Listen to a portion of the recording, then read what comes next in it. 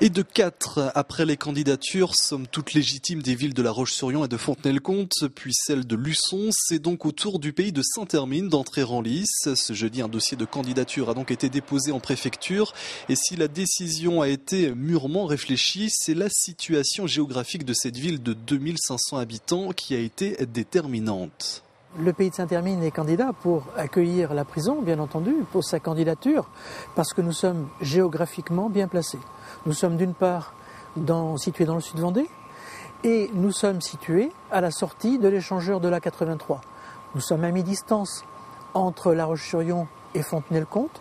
Nous avons des terrains immédiatement disponibles. Autant d'avantages pour nos collectivités situées à la sortie de l'échangeur de l'A83.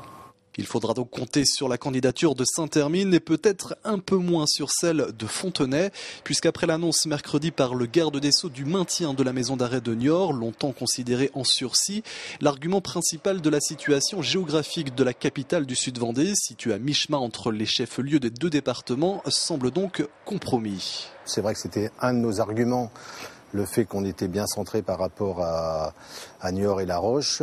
Maintenant, on reste quand même encore pas mal centré quand même par rapport à la cour d'appel de Poitiers, où il y a beaucoup de détenus quand même qui font appel maintenant.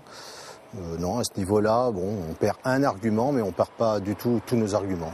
La Roche-sur-Yon, Fontenay, Luçon ou Saint-Hermine, quelle ville accueillera le futur établissement pénitentiaire de quelques 330 places? La question reste posée et ce sera au service de l'État, en concertation avec les différents acteurs concernés, d'y répondre.